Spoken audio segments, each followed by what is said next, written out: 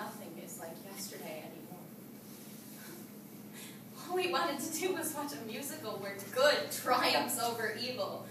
A musical with a happy ending. It's Thursday, October 24th, 12:02 a.m. Radio Echo Moscow reporting live from the siege of the Dubrovka Theater.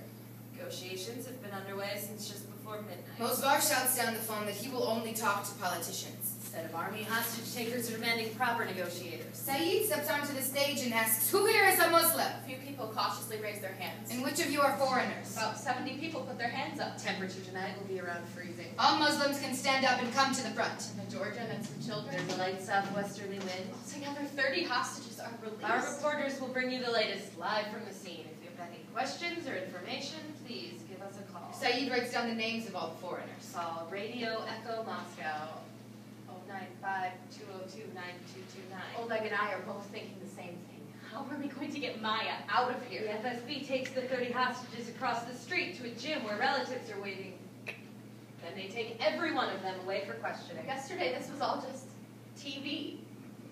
Now it's real. Suddenly there's a woman standing in front of the glass doors of the theater. No one knows how she got through the barrier. I always thought it was so far away.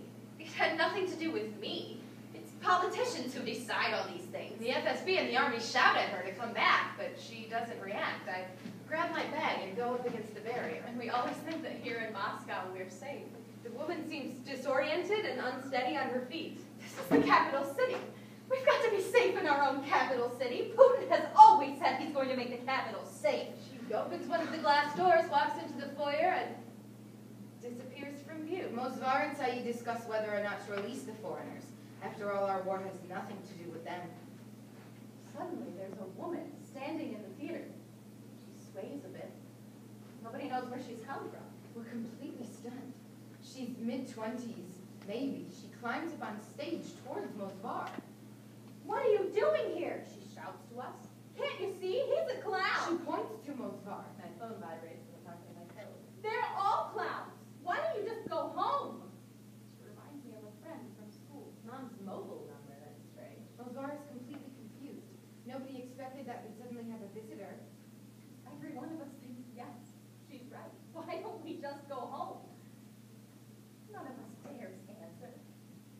We are dumb. I answer. First I can't hear anything, then a distant voice that isn't mine. "Just shoot her!" Rizvan shouts down from the circle. "Let her go! She's drunk!" I shout suddenly. I feel Oleg squeeze my hand harder. Mom, can you turn the TV down? 40 blows for drinking alcohol. That's Shira law, Rizvan shouts. Stop it, says Oleg. Don't get involved. Mom! "You're all going to be shot!" the woman screams. "One right after another. She's from the FSB, Rizvan shouts. "She's here to spy on us." Oh, let her go! I shout again, despite Oleg's warning. She's brave, that woman in the blue dress.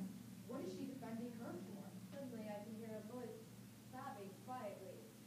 And at the same moment I realize it's Tanya. And then I understand where she is. Didash puts his hand over the drunken woman's mouth. She resists. Mosvar and Saeed come to an agreement.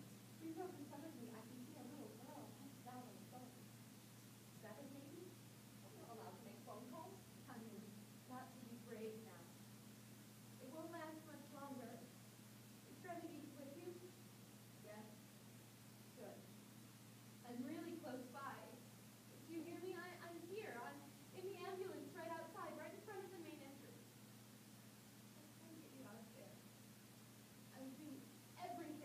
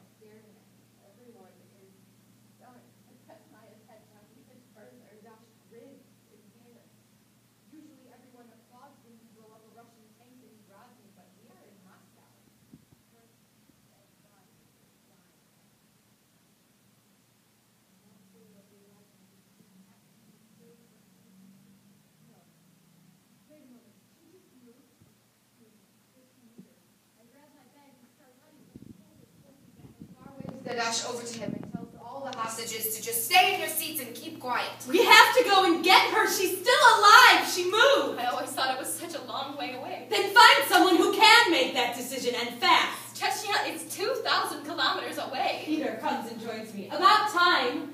Leave it, Tamara, he says. And then suddenly these rebels are standing right in front of you, this close. And Chakrasov comes. Too dangerous, he says. Please stay behind the barrier. And staring you straight in the face. I want to hit someone, but I don't know who I should hit first. How did they get here? Did they just walk through the border controls with all these weapons and stroll into the theater? You always think you're safe. In your home, in the underground, in the shopping center, or at McDonald's.